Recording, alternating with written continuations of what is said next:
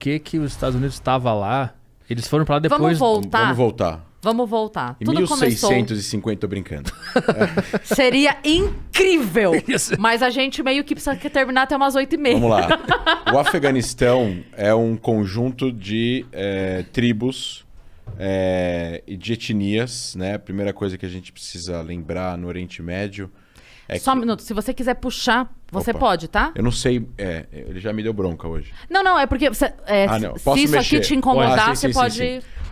O Oriente Médio tem níveis de identificação, que é diferente aqui no Brasil dos níveis de identificação que a gente tem. A gente se identifica com a cidade que a gente nasceu, com o time que a gente torce, etc. e tal. Hoje em dia é partido político, mas falando em geral, as pessoas têm níveis de identificação. E os níveis de identificação no Oriente Médio são diferentes, os mais importantes, os que falam primeiro, são diferentes dos nossos aqui.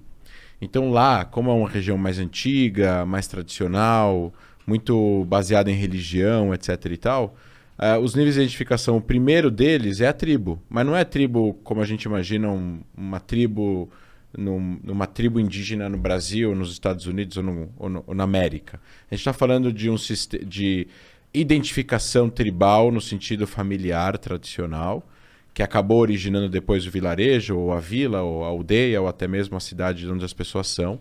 E esse é o primeiro nível de identificação que as pessoas têm. Depois, existe o nível religioso. Então, a pessoa pode ser muçulmana, a pessoa pode ser... Dentro do Islã tem os xiitas, tem os sunitas, tem os alauítas. Depois temos o nível de identificação... Tem os cristãos, e dentro do cristianismo tem vários níveis de cristianismo diferentes. No Líbano tem vários. No Egito tem os coptas também, que são outro nível de outro tipo de cristianismo, e por aí vai. Tem os drusos, tem os judeus, e etc e tal. Depois tem o nível étnico e depois tem o nível nacional, que seria se você é afegão, paquistanês, indiano, israelense, palestino e por aí vai. Você falou, antes dessa divisão por religião, teriam as tribos. Essas tribos, elas se diferenciam pelo quê? Costumes, hábitos, é o quê? Seria...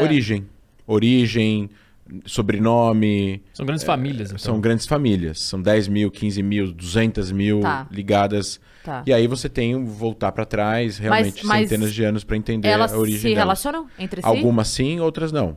Tá. Então, por exemplo, existem famílias, a gente não chama de tribo, mas existem famílias palestinas na Cisjordânia que são brigadas há 300 anos. Então não tem casamento, não tem visita, não se bicam, não se gostam, etc. e tal.